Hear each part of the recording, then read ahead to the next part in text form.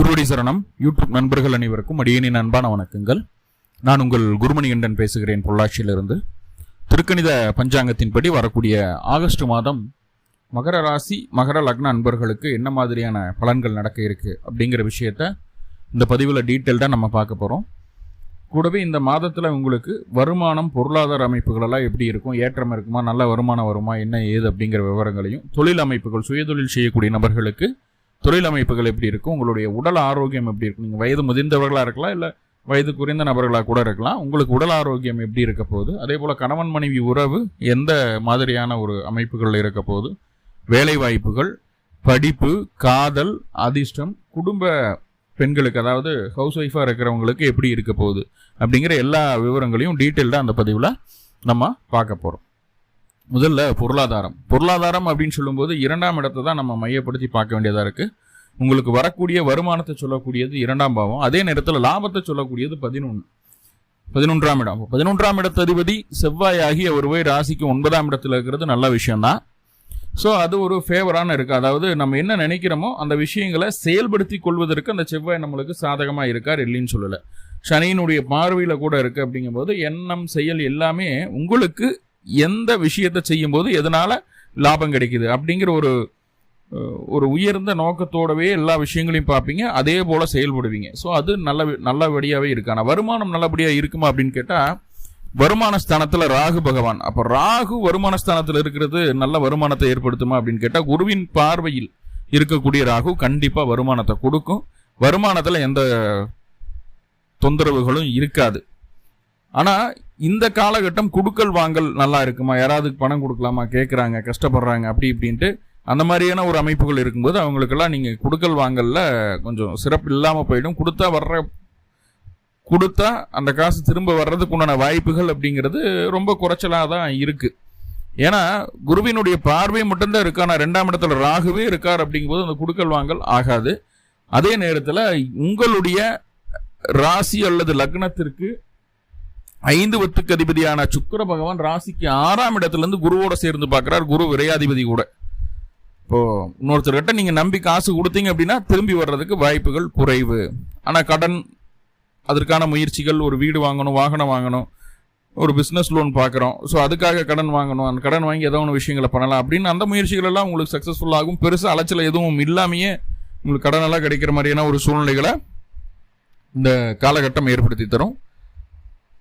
வெளியூர், வெளிமாநில, வெளிநாட்டில் இருக்கக்கூடிய நபர்கள், அதாவது இனம் தெரியாத, மொழி தெரியாத ஒரு இடத்துல இருந்து தன்னுடைய ஜீவனத்தை நடத்தி கொண்டு இருக்கக்கூடிய நபர்களுக்கு வருமானம் 2 மடங்காக மாறுவதற்கு வாய்ப்புகள் உண்டு. ஸோ அதையும் சொல்லிடுறேன். ஓகே, இப்போ சுயதொழில் அமைப்புகள் எப்படி இருக்கும் உங்களுக்கு அப்படின்னு சொல்லி போட்டிங்கன்னா, சுயதொழில் ஸ்தானம் 10ஆம் இடம். நீங்கள் செய்யக்கூடிய கர்மம் அப்படிங்கிறது 10ஆம் இடத்து அதிபதி சுக்கிர பகவான் 6ஆம் இடத்துல குருவோட கூடி நிற்கிறார். அப்போ சுயதொழில் செய்யக்கூடிய நபர்களுக்கு மகர ராசியாக இருக்கிறீங்க நீங்கள் அப்படின்னா கொஞ்சம் கவனமாக தான் இருக்கணும், வேற வழி இல்லை. என்ன காரணம்னா, வேலையாட்கள் பற்றாக்குறை வருவதற்கு வாய்ப்புண்டு. ஒரு வேலையை செய்யறதுக்கு ஒரு 10 பேர் தேவைன்னா 5 பேர் தான் இருப்பாங்க, 4 பேர் தான் இருப்பாங்க. நம்மளே இறங்கி வேலை செய்கிற மாதிரியான ஒரு சூழ்நிலைகளை காட்டுது. உடல் உழைப்பு அதிகரிக்கக்கூடிய ஒரு அமைப்பு. நம்ம தான் ஓனரு அப்படின்னு சொல்லி போட்டு சீட்டில் உட்காந்துட்டு வேலை வாங்குறதுக்கு உண்டான ஒரு சூழ்நிலைகள் இல்லை இங்கே. சரிங்களா? இறங்கி வேலை செய்யணும் ஃபஸ்ட்டு. ரெண்டாவது அப்படின் போது வேலை சம்பந்தமான விஷயங்கள்ல, தொழில் சம்பந்தமான விஷயங்கள்ல பெண்கள் யாராவது இருக்காங்க அப்படின்னா அந்த பெண்களோட கம்யூனிகேட் பண்ணும்போது ரொம்ப கவனம்.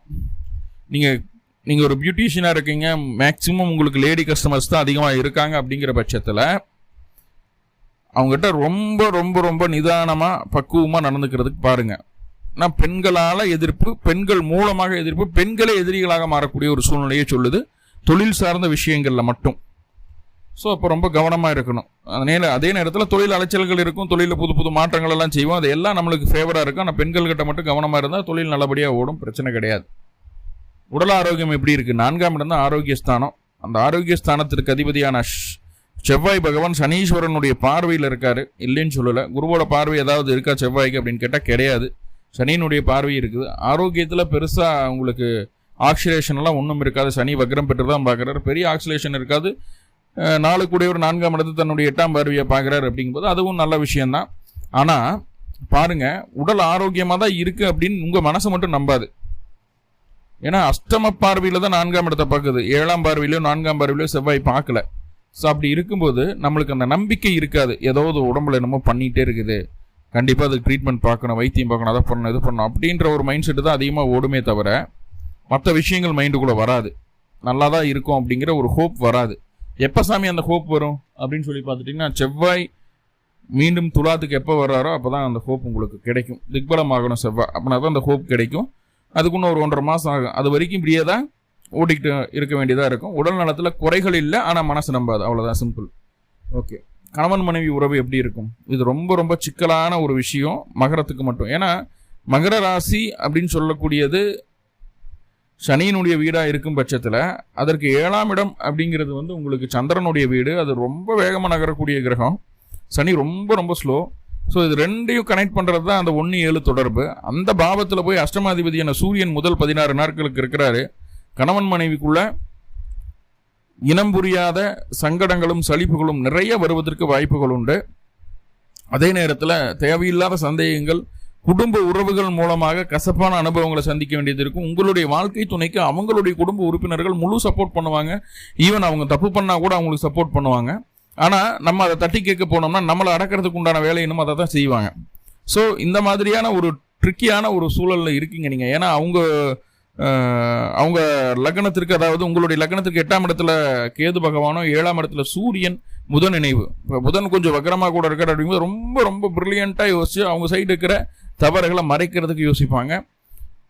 ஸோ ரொம்ப ரொம்ப கேர்ஃபுல்லாக ஹேண்டில் பண்ண வேண்டியதாக இருக்கும். சிம்பிளாக நம்மளும் கொஞ்சம் ஓவராக பிடிவாதம் பிடிப்போம் இந்த காலகட்டம். ஏன்னா 3ஆம் இடத்துல சனி பகவான் இருக்குது, நம்மளால எல்லாமே முடியும், நம்மளால மட்டும்தான் முடியும் அப்படிங்கிறத ஆணித்தனமாக அந்த சனி நம்ப வைக்கும். 7 சனி பாதிப்புகளால் நீங்கள் ஓரளவு பீஸ்ஃபுல்லாக இருக்கக்கூடிய ராசி மகரம். இப்போ அந்த சனி வக்கரமாகும்போது ஓவர் கான்ஃபிடென்ட் ஆகிடும். அப்போது நம்மளை உதாசீனப்படுத்தும் போது மனசு கேட்காது. போடா நீ இன்னமும் என்ன பேசுறது பிடிக்கிறது நான் பார்த்துக்கிறேன் அப்படின்ற மாதிரி யாராக இருந்தாலும் சரி, ஆணாக இருந்தாலும் பெண்ணாக இருந்தாலும் அந்த உறவை விட்டு விலகி வரணும் அப்படிங்கிற ஒரு எண்ணம் மனசுக்குள்ளே ஆழமாக பதிஞ்சிடும். ஸோ அதற்கு நீங்களும் உங்களுடைய வாழ்க்கை துணையும் இடம் கொடுக்காமல் இருக்கும் வரைக்கும் உங்களுடைய வாழ்க்கையில் பிரச்சனைகள் இல்லாமல் சிறப்பாக போகும். இல்லை உங்களுடைய சுயஜாதத்தில் தசாபுத்தி அது மாதிரியான ஒரு அமைப்புகளை சொல்லுது, கோச்சாரமும் இதே அமைப்புகள் இருக்கும்போது கண்டிப்பாக பிரச்சனை வந்து பிரிவினை ஆச்சுன்னா மறுபடியும் சேர்றது ரொம்ப கஷ்டம். கவனமாக இருங்க. ஆல்ரெடி பிரச்சனையில் இருக்குது சாமி, நம்ம போய் பேசலாமல் பிடிக்கலாம்னா தயவு செஞ்சு இந்த காலகட்டம் வேணால், அது நம்மளுக்கு சாதகமான ஒரு சூழ்நிலையை ஏற்படுத்தாது அப்படிங்கிறத முழு மனசோட ஏற்றுக்கிட்டு அடுத்தடுத்து வரக்கூடிய நாட்களில் பின்னாடி பார்ப்போம், சரிங்களா?